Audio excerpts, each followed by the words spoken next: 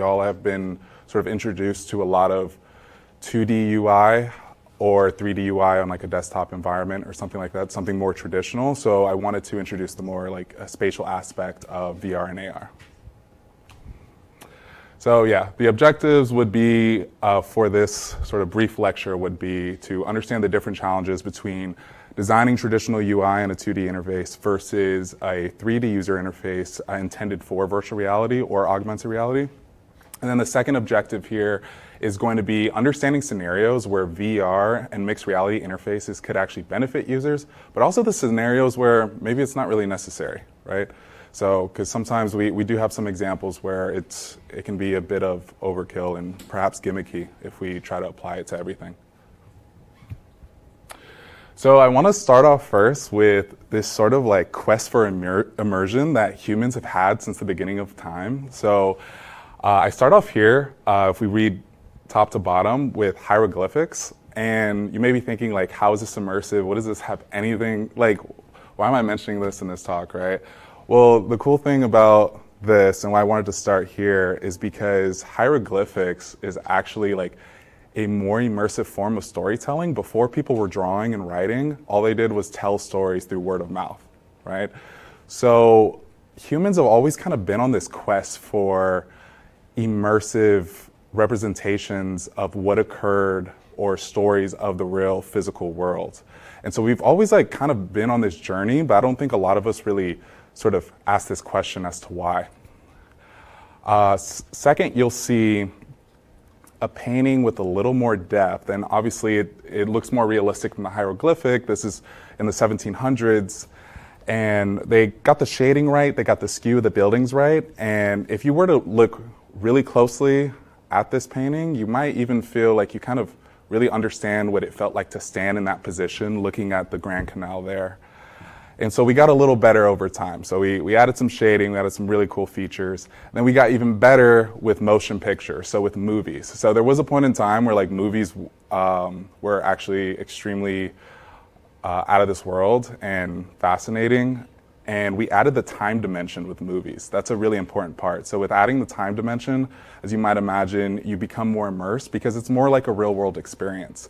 And now today, we see augmented reality interfaces where you're actually in the experience itself and you're actually a player, or you can think of the whole human body as an input device, essentially. So we've kind of been on this quest for immersion for a very long time, and it's extremely interesting on where we're going to take it now. And I'll talk more about where we can take it and more of the application scenarios. So I will go over some super brief history leading up to modern virtual reality head-mounted displays first. In 1965, Sutherland introduced the Sword of Damocles, and that is a very sort of intense-looking head-mounted display that's actually like an arm protruding out of the ceiling. It's also a very intense name. They sort of did that as a joke. But yeah, so we started off with that. Not very ergonomic, not very comfortable, but it was the first head-mounted display to actually introduce like stereoscopic vision. So you had different pieces of an image you were viewing, actually different for each eye. And so that's what's really going to make you feel like you're looking at something in the real world and make that immersive. And then later in the 1990s, we had Virtuality 1000, which was actually an arcade game. And this introduced the use of joysticks and different motion capture to interact with games and be fully immersed. It actually also had like wired multiplayer, so you can have multiple of these machines in an arcade and play other players. So that's pretty far out for 1991.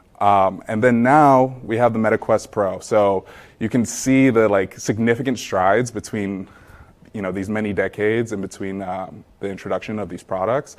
And so with the MetaQuest Pro, it's actually not just a virtual reality display. It can switch into augmented reality as well. So that's like pretty fascinating as well. So you can choose whether you want to be in VR or AR.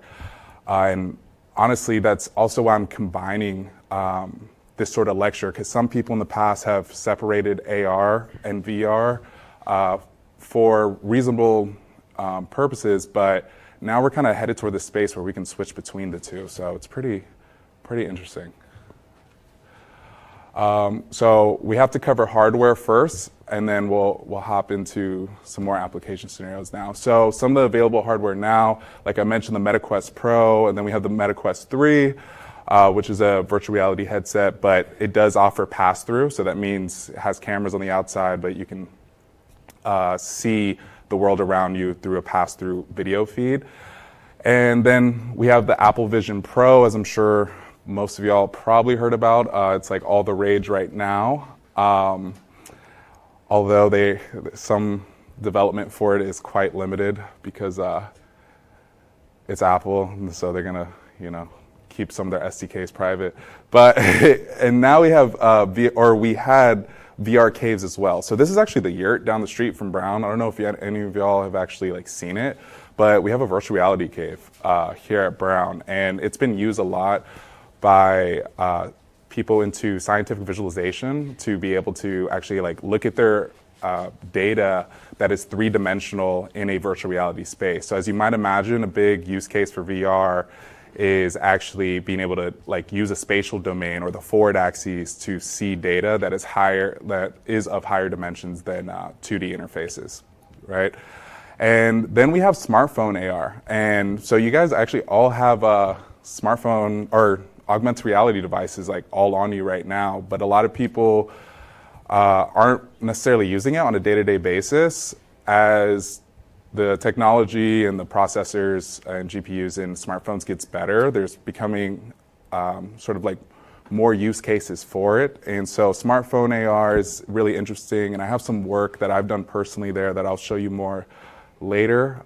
And but yeah, it's been used for a lot of creativity purposes, also for medical training and learning, just using smartphone AR. So it's really awesome. I still consider it an augmented reality device, and I think it has a bright future ahead.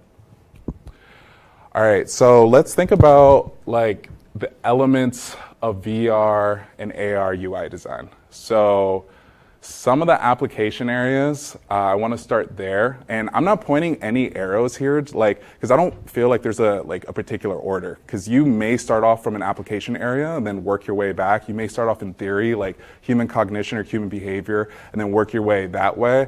But you can honestly start in any of these categories and come up with a really awesome AR, VR UI. So some of the application areas are gaming and entertainment, of course, training and simulation, healthcare, remote collaboration, education, and tourism. Remote collaboration is also really interesting on its own because it requires a remote user to have a strong sense of presence wherever they are remotely collaborating with someone else. And having to have presence really separates 3D interfaces intended for VR from traditional 2D interfaces, actually feeling like you're physically present, and that's called embodiment. So that's a little bit of what I mentioned earlier. And then another important element are the interaction techniques for VR. And so some of those interaction techniques are ray casting. If any of y'all have used VR before, typically they do a lot of ray casting. So that means using a controller, pointing out somewhere, clicking a button, and then it shoots a ray to select a 3D widget or a 3D UI element for you. So ray casting is widely used right now in commercial applications. And then there's direct object manipulation, so actually being able to program something that reacts to your hand manipulating a particular object. That's pretty important, especially for training. You want it to interact in a way that's accurate to the real world. So if you're training for surgery, you want that as accurate as possible. So actually being able to capture your hand gestures and manipulate that object super accurately, it's way harder than it sounds. And then there's gesture recognition, of course. So I mentioned some of that with object manipulation, but gesture recognition is awesome because instead of using a raycast, and you might think yeah, why not just use a raycast for anything, just point, click, because it's very similar to 2D UI. The thing is, raycasting is actually very, it can get a sort of imprecise when you're actually pointing a raycast, because people's hands aren't stable. So if you're pointing at something, if I'm pointing at this third row over here, and I'm like pointing with the raycast, my hand might be too unstable to actually click like a smaller object or anything like that. So using like gesture recognition to trigger certain UI widgets, or using it with an event handler to actually like make certain things happen after you put up a hang loose sign, or any gesture you really want, like that can make your UI much more easy and accessible to use. And then there's spatial anchors. So spatial anchors, we're talking about mainly like QR codes and things like that. So Snapchat has used a lot of that, where you take your phone, you hover over a QR code, let your phone read it, and then an augmented reality object actually appears in front of you, or AR experience. And that's really good for having like very specific and precise interaction. So if you need something like anchored specifically on this projector screen, and it needs to stay in like this one location, then having a QR code for it is really helpful for that. And then of course there's voice commands, and I think y'all are all pretty familiar with that. Spatial and visual design is also an important element. Of course, it's possibly one of the most important elements because that's the whole difference with VR and AR, is that you have this spatial element, this forward axis, right, on how you interact with widgets there. So yeah, placement of widgets, super important.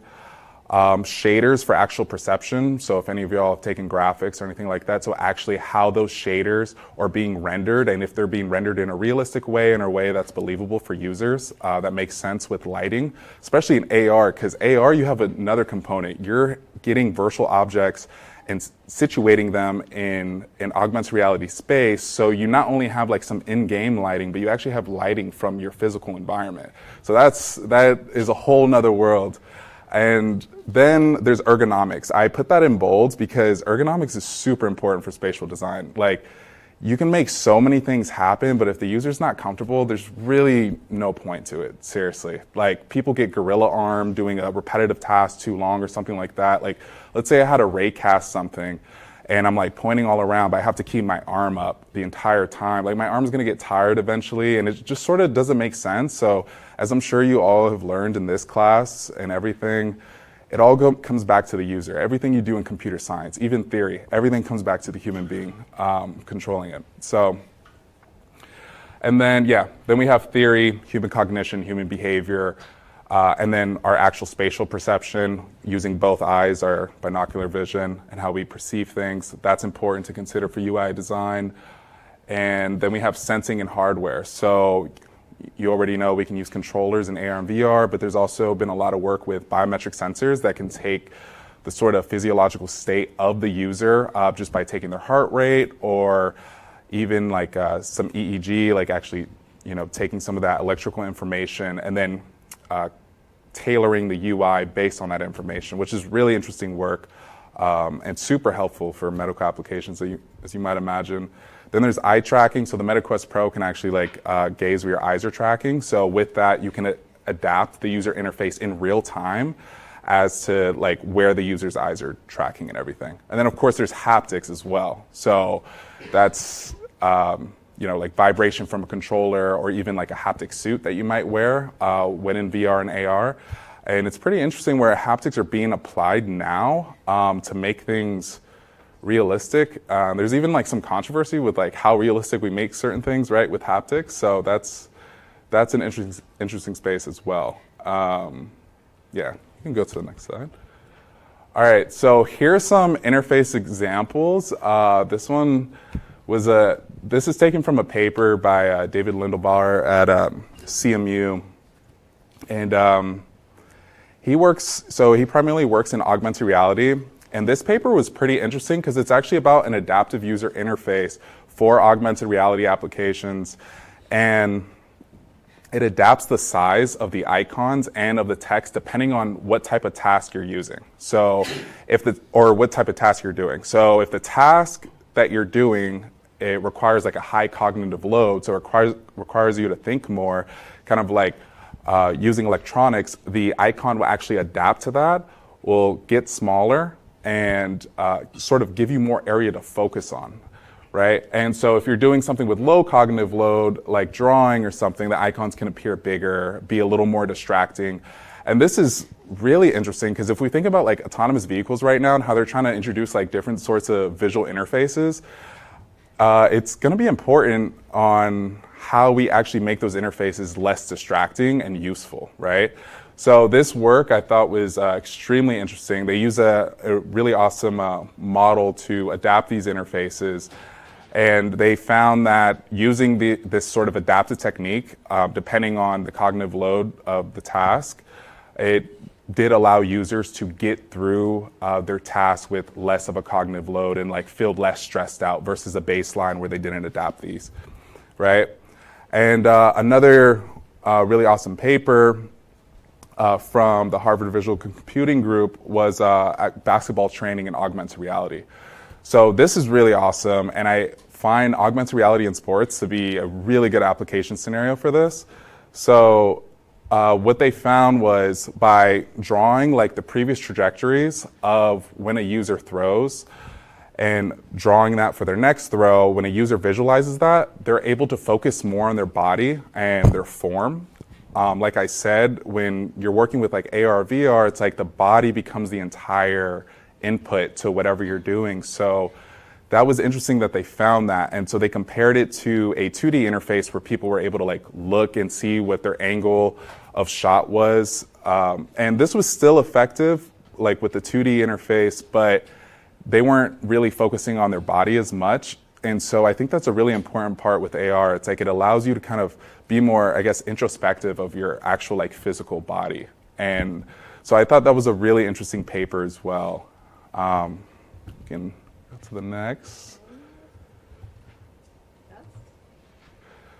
All right, so this is a telepresence project that I chose because I worked on this.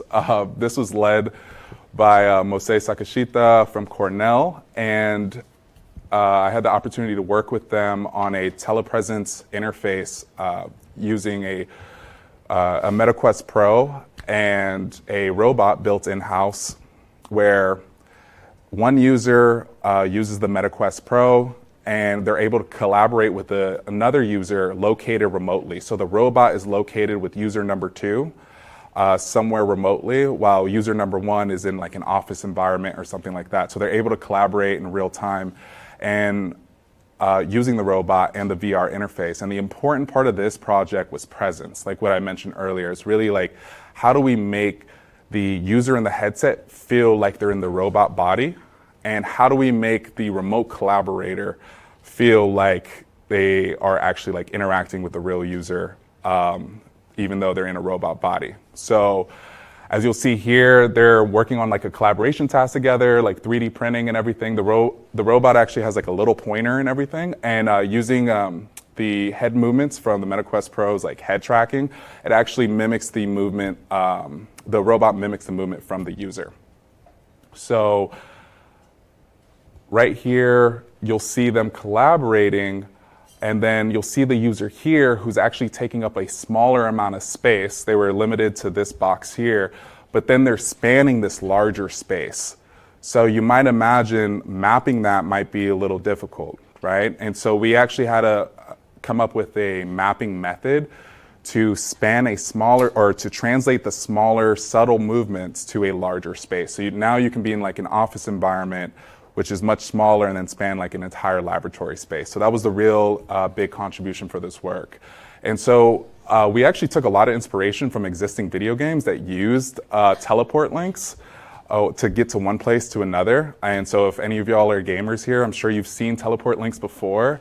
But that's some of the coolest stuff that I've like found with the research I do, is that there's a lot you can take from video games and actually apply it to real world problems. And you can sort of think of video games as sort of like this sandbox where you can just like implement anything, and a lot of times you'll kind of push the limits that way, having that sandbox where you can do anything. You can go to the next. All right. So this is also part of the same paper. Like I mentioned, presence was an important part. So when the user was using the robot, the remote user or the remote collaborator that they were interacting with was rendered as like a blue avatar. So using a Kinect tracking in the room. So there was a Kinect in the room that could actually track the remote collaborator, right? And so they were being rendered like this to the person in the VR headsets. This is what the VR user saw, right? As they were the robot. And so one participant actually mentioned, if the blue avatar was animated, it would have felt like they were really in the same room together, co-located together. And that's something to consider with VR designs, VR UI design, is that in order to enhance presence, you need more realism. And this was still useful, but more realism would have helped somebody feel more present and engaged. And so we definitely took that into consideration. Something really awesome, though, with our results is that we had users recreate the environment they felt like they were in. And like I said, they were in an office environment, and so they had to recreate the lab environment that the robot was in, right? And they were actually able to recreate those images pretty well, even though we were using teleport links. But we implemented the teleport links in a way where there was a nice transition. Like once you step on the beginning of the link, there's a nice transition once you get to the other side. So we think that helped them be able to spatially map where everything actually was in the remote environment. And yeah, you can go to the next link here. So this is a project I'm working on right now, actually, for the HCI lab. It's been pretty fun. It's using mobile augmented reality. So I did mention that earlier, how I'd have something for y'all to kind of show you. And this has to do with how do users throw in augmented reality. You might think, like, why focus on throwing or anything like that? Well, as we know with games like Pokemon Go, throwing is actually a very popular mechanic in virtual reality UI. So that's why we're interested in this. And also for several other games as well. So what I'm working on here, and some of the design considerations that I have to take in here, is that should I be using the rear-facing camera or the front-facing camera? So my hypothesis is that using the front-facing camera is going to be more ergonomically sound with the user. Like, they won't have to stretch as much when throwing, because when I ran some preliminary studies and they were using the rear-facing camera, they actually had to stretch more, right? They had to put out their arm more, and then over time that made their arm really tired. But if I'm using the front-facing camera and I actually just switch the camera once they throw, it's a little more ergonomically sound because I can keep my elbow at rest and I can do this for a little longer. So that's one thing we notice. And the interesting part about most smartphones now is that they have a single IMU sensor or a single image sensor, and you can't stream both the front and back camera simultaneously. So that was sort of a challenge here. So how do we switch this in time? So basically, once the user throws, immediately we take some of those throwing attributes and apply them to where the ball ends up or where the trajectory is with the rear-facing camera. So, but thankfully with the iPhone 15, it actually supports simultaneous streaming, so camera streaming. So that's there's some hope there to make that better. But yeah, and so that's that's your co-instructor too. I'm sure y'all noticed that. Yeah, that's Tali. She's using it. Black and white means this isn't so good. In color, a little better, So there's some visuals there for you, some UI. You can go to the next. All right, so now I'm kind of gonna end this sort of brief lecture with a little exercise. So one thing I want to mention with these headsets is that they typically have a limited field of view, right? So it's not like a 2D interface where it's just anything that fits on my desktop screen is going to be fine, whatever. They have a limited field of view. So really, just think about a focal, or think about a camera's frustum, or if you guys are familiar with that, or a camera's just viewport, right? It can't capture everything, right? And so basically, since it can't capture everything and you're using a VR headset, if I'm looking here at these chairs, right, I can only see these two chairs. I can't see him, can't see Ivory over there. I can only see these two chairs. And so that actually makes us have to think about, okay, what's actually included in the viewport when we're designing 3D user interfaces. It's a very important aspect. So I wanted to ask y'all if we were going to select sort of like 3 widgets here or 3 buttons, right? A, B, and C, 3 options. What are some things you would suggest for interaction techniques, spatial UI suggestions, any trade-offs, or AR and VR? And y'all can like answer any one of them. You don't have to answer them all at once. But yeah, what are some things y'all would suggest? So here's a user here. This is their viewport. So as you can see, they already can't see A and C. They're only looking at B, and they would have to turn in order to see options A and C. So you can kind of think of these boxes as like those power-up boxes from Mario Kart or something, you know, if you want a nice metaphor there. But yeah, what would y'all suggest for this? I'm really curious. Like, how can I make this UI better?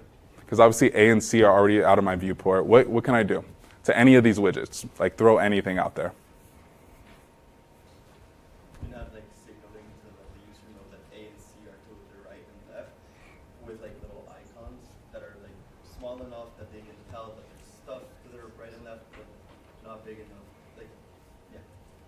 Yeah, no, that's a great suggestion, actually. And there's a lot of commercial applications that do that. So he said basically just signaling to the right and left, like having some small little icon or something, signal that options A and C are to the left and right of the user. I think that's a great suggestion, and there's a lot of examples of that and already implemented. So that's a good suggestion as well. Anything else? Anybody?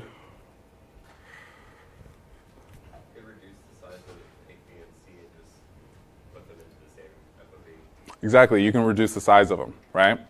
So you can reduce the size of them. If I reduce the size of A, B, and C, right, if I make them small enough to fit in this viewport's kind of small, right? So if I made them really tiny, what's something that might happen, or what's something I might have to consider with the interaction technique if I made these really small?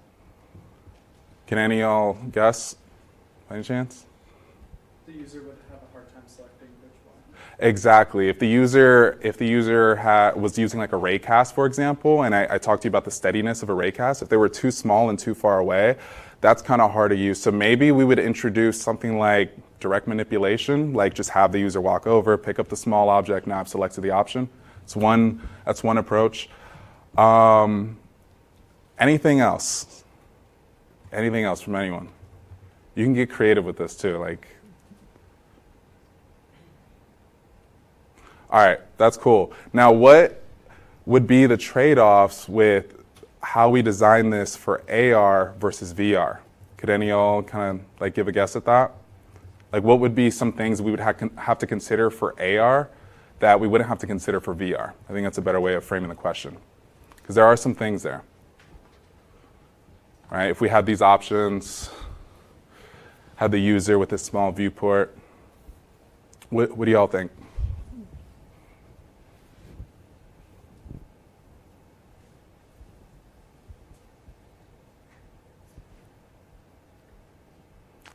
I love the thinking faces going around here. This is great. This is great.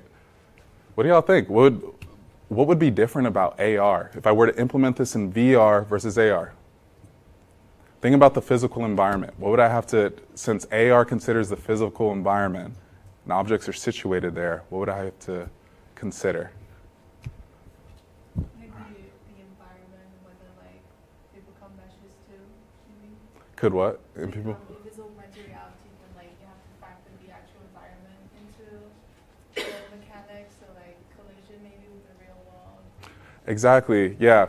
Collision like with the real world. So how would these objects actually be displayed in augmented reality or in AR, right? So if I'm in a physical room and I have these options presented in front of me, let's say the room has some obscure things happening on the wall, like maybe there's some art on the wall or something like that. Like, should this AR interface consider that maybe if box B is over like a painting, should it be protruding a little more? Or if I'm right in front of a sculpture, should one of these options be protruding a little more or something like that because it's in front of a sculpture? So I also want to be like aware of the physical environment. Should I anchor these? Like, would that be better to anchor these options so then it's easier to select, right? Like, should I anchor these to the physical environment, you know, using some like QR codes to anchor all of these? So those are some things to consider and to sort of, think about when you're switching from VR development to AR development. And so that's just kind of where I wanted you all to think about a little more, because building UI for, that considers a physical world has the challenge of being less predictable, right? In the VR world, we can at least predict everything going on, or most things going on, right? You can go to the next slide. And so this was the last thing I was going to show you. I was going to see if any of y'all would have recommended this. This is a very popular way that we interact with different UI and widgets in VR, where we actually just have this curved sort of UI. So y'all could have chosen an option like this, even though it may have not seemed obvious. But with a curved UI, you have something that surrounds the user, and it also takes up less space. So since it takes up less space, we can introduce more options this way. So having a curved UI is used in the MetaQuest Pro and also the Apple Vision Pro and a lot of things, because it just makes a lot of sense having that UI curved with you. So yeah, and we can go to the next slide here. Oh yeah. This is where to find me. So if y'all want some research updates or want to know what's going on with the HEI lab and stuff, y'all can follow me on Twitter or LinkedIn. But that concludes my lecture. So thank y'all for listening, and I appreciate the suggestions. Yeah, I am open to questions if there's any lingering questions going around. Any questions about the topic or about Brendan, about his love for motorcycles? Yeah, that too. I do like motorcycles a lot. So, all right. Cool. Oh, yeah. Because when you were talking about being able to do live and having shaky hands, I was thinking about how you account for accessibility within VR, AR spaces. So people who maybe can't with I don't know what you call it, the whatever. Yeah, the controllers and yeah. Or people have visual perception issues of they can't see as well. Mm-hmm. Do you think about those things, or is because VR is quite new, that's when you really do? Absolutely. No, I do think about those things. So I'm working on a project right now. I was you might have saw on the LinkedIn intro earlier. So I did some work at CMU actually on accessibility, and we're designing an interface that utilizes sound to make AR more accessible, actually. So using sound to help them sort of navigate indoor environments and everything. So we do consider that, and there is a large group of researchers kind of dedicated to AR and VR accessibility, and it is a very interesting space, because there's also the question of do they even have all their limbs and things like that? And so even if you were to capture gestures with their hands, this would be helpful for some people, just capturing gestures if they can't hold a controller for whatever reason. But some people can't even make certain gestures with their hands as well due to different forms of paralysis. So that's a great point. So yeah, accessibility is super important in this. Yeah.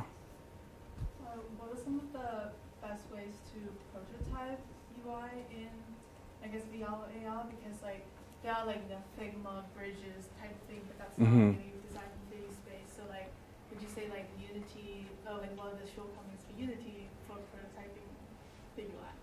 Yeah, that's a good point. Yeah, I think Unity's generally fine for prototyping. I will say, so Unity, the game engine, for those not too familiar with that, game engines are really nice for prototyping. They are a little heavier than other frameworks, a web-based framework. So there's frameworks like WebXR, which is actually web-based, a web-based tool for creating VR, AR experiences. And so it's kind of hard it really depends on what your intention is. So if you're trying to build something very complex, I would say go with a game engine, because there's just been so many complex things done, and game engines have a lot of support for it.